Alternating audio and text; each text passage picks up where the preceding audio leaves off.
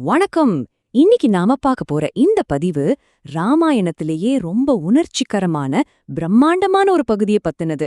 கொஞ்சம் கற்பனை செஞ்சு பாருங்க.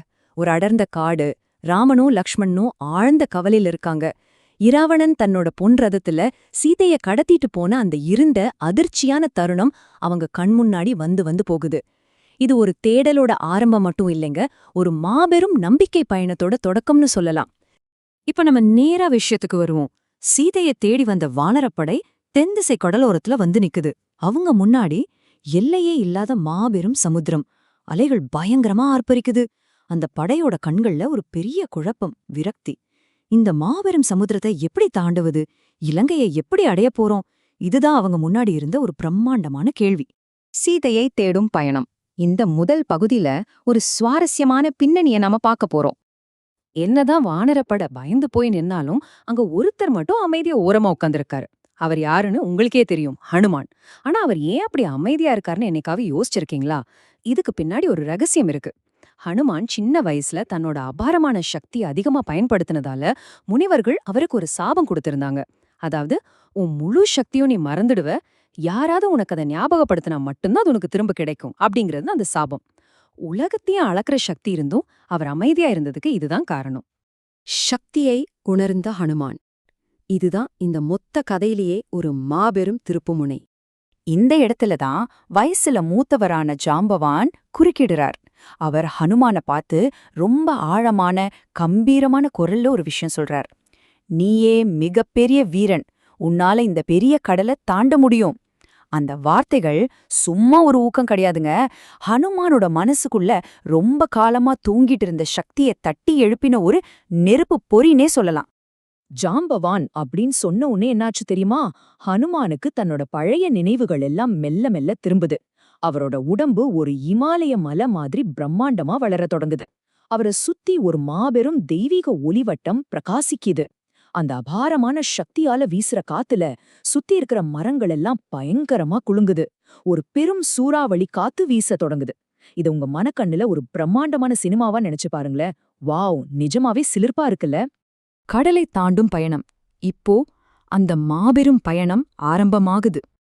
மகேந்திர மலையோட உச்சியில பிரம்மாண்டமா நிக்கிற ஹனுமான் ஜெய் ஸ்ரீராம் அப்படின்னு விண்ணதிர முழங்குறார். அப்படியே வானத்தை நோக்கி ஒரு மாபெரும் பாய்ச்சல். கீழே பாத்தீங்கன்னா அலைகள் சீறி பாயும் சமுத்திரம், மேல மிதந்து போற மேகங்கள், கடல் தண்ணியில பட்டு தெரிக்கும் சூரிய ஒளி. இதுக்கு நடுவுல வானத்துல ஒரு ஏவுகுணம் மாதிரி சீறி பாய்ந்து போறார் ஹனுமான். நிஜமாவே இது கற்பனை கட்டாத ஒரு காட்சி. ஆனா எந்த ஒரு பெரிய பயணத்திலயும் வெறும் உடல் பலம் மட்டும் பத்தாது, சமயோசித புத்தியும் தேவை இல்லையா? பயணத்தோட நடுவுல சுரசா அப்படிங்கிற நாகதேவதை வந்து ஹனுமான மறிக்கிறாங்க. என் வாய்க்குள்ள போயிட்டு தான் நீ பயணத்தை தொடர முடியும் அப்படின்னு ஒரு சோதனையா வைக்கிறாங்க. ஹனுமான் என்ன பண்ணாரு தெரியுமா? ரொம்ப புத்திசாலித்தனமா தன் உடம்ப அவளை விட பெருசா மாத்துறார். அவ வாயை இன்னும் பெருசா திறந்த உடனே டக்குன்னு ஒரு கொசு மாதிரி சிறுசா மாறி அவ வாய்க்குள்ள புகுந்து வெளியே வந்துடுறார். பலத்தை விட புத்திசாலித்தனம் எப்போதுமே வெல்லுங்கிறத இது ரொம்ப அழகா காட்டுது. தடைகள் அதோடு முடிஞ்சதா? இல்லங்க. அடுத்து சிம்ஹிகா அப்படிங்கிற அசுரி வர்றா. இவளுக்கு நிழலை பிடிச்சு இழுக்கிற சக்தி இருக்கு. வானத்துல பறந்துட்டு இருந்த ஹனுமானோட நிழலை கடலுக்குள்ள இருந்து பிடிச்சு அப்படியே கீழே இழுக்கிறா. சமுத்திரத்தோட ஆழத்துல ஒரு மிகப்பெரிய ரொம்பவே தீவிரமான நீர் போராட்டம் நடக்குது. ஆனா ஹனுமான் சற்றும் தளரல. நேரா அவ உடம்புக்குள்ள புகுந்து அவளை அழிச்சிட்டு மறுபடியும் வெற்றி வீரனா வானத்துல எழுகிறார். நம்ம லட்சியத்தை நோக்கி போகும்போது வர்ற எதிர்பாராத தடைகளை எப்படி தகர்க்கணும் அப்படிங்கிறதுக்கு இதைவிட சிறந்த உதாரணம் இருக்கவே முடியாது. அசோகவனத்தில் சீதை. இப்போ நாம ரொம்ப கவனமா சத்தமில்லாம எதிரியோட கோட்டைக்குள்ள நுழைய போறோம். இரவோட அடர்ந்த இருட்டுல தங்கம் மாதிரி ஜொலிக்கிற இலங்கை நகரத்தோட கதவுகளை வந்தடைகிறார் ஹனுமான். அங்க காவல் காத்துட்டு இருந்த லங்கினி அப்படிங்கிற அரக்கிய வீழ்த்துட்டு நகரத்துக்குள்ள ஒரு நிழல் மாதிரி ரொம்ப ரகசியமா நுழையிறார். சுத்தே முத்தி எதிரிகளோட கண்கள், பெரிய பெரிய மாளிகைகள், கோபுரங்கள். இதுக்கு மத்தியில சத்தமே இல்லாம ரொம்ப கவனமா சீதையை தேடி அலையிறார் ஹனுமான். பல மாளிகைகளை தேடியும் கிடைக்காத சீதை இறுதியா அசோகவனத்தோட மரங்களுக்கு இடையில ஹனுமான் கண்ணுக்கு தென்படுறாங்க. அங்க ரொம்பவே கொடூரமான அரக்கிகள் சுத்தி நிக்க ஒரு மரத்தடியில ஆழ்ந்த சோகத்துல சீதை உட்கார்ந்திருக்காங்க. இத்தனை நாள் தேடலுக்குப் பிறகு அந்த இருட்டுல ஒரு மாபெரும் நம்பிக்கை ஒளி பறக்குது. ஆமாங்க, அவர் அன்னை சீதையே கண்டுபிடிச்சிட்டார். இலங்கை தீக்கிரையாதல். ஒரு அமைதியான தேடல் எப்படி ஒரு மாபெரும் அழிவா மாறுதுன்னு நாம இப்ப பார்க்க போறோம். இங்க ஹனுமானோட இரு வேறுபட்ட முகங்களை நம்ம பார்க்கலாம். ஒரு பக்கம் அன்னை சீதைக்கு முன்னாடி ஒரு சின்ன வானரமா ரொம்ப பணிவான ஒரு தூதனா நின்னு ராமர்கிட்ட இருந்து வாங்கின மோதிரத்தை கொடுத்து நம்பிக்கை அளிக்கிறாரு. ஆனா இன்னொரு பக்கம் சீதைய சந்திச்ச பிறகு அவர் அப்படியே ஒரு அசுர சக்தியா மாறுறார். இலங்கையோட அந்த அழகான அசோகவனத்தை மொத்தமா அழிக்கிறாரு. அந்த அரக்கர்களுக்கு ஒரு மாபெரும் சவாலா உருவெடுக்கிறாரு. பக்தியும் வீரமும் ஒன்னா சேர்ந்த ஒரு அற்புதமான ஆளுமைனா அது ஹனுமான் மட்டும்தான். வனத்தை அழிச்ச ஹனுமான இந்திரஜித் தன்னோட பிரம்மாஸ்திரத்தால கட்டி ராவணனோட சபைக்கு கொண்டு வர்றான். அங்க ராவணன் தன்னோட வாழ்க்கையிலேயே மிகப்பெரிய தப்ப பண்றான்.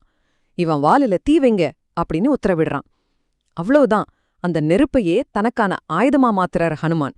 கட்டுகளை தகர்த்தெறிஞ்சிட்டு எரியும் வாளோட இலங்கையில் இருக்கிற ஒவ்வொரு கட்டிடத்து மேலையும் தாவி தாவி குதிக்கிறார். அந்த இருட்டுல தங்கம் மாதிரி மின்னின இலங்கை இப்போ கொழுந்து விட்டு எரியும் தீப்பிழம்புகளால ஒளிருது.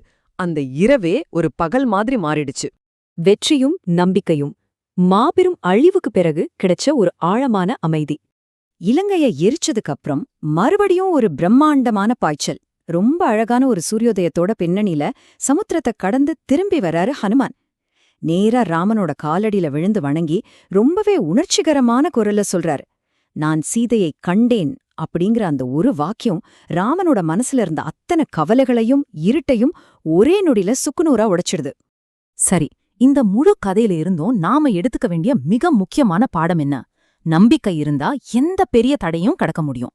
ஹனுமான் தன்னோட சொந்த சக்திய உணர்ந்து நம்புனதால மட்டும்தான் அந்த மாபெரும் சமுத்திரத்தை அவரால கடக்க முடிஞ்சது.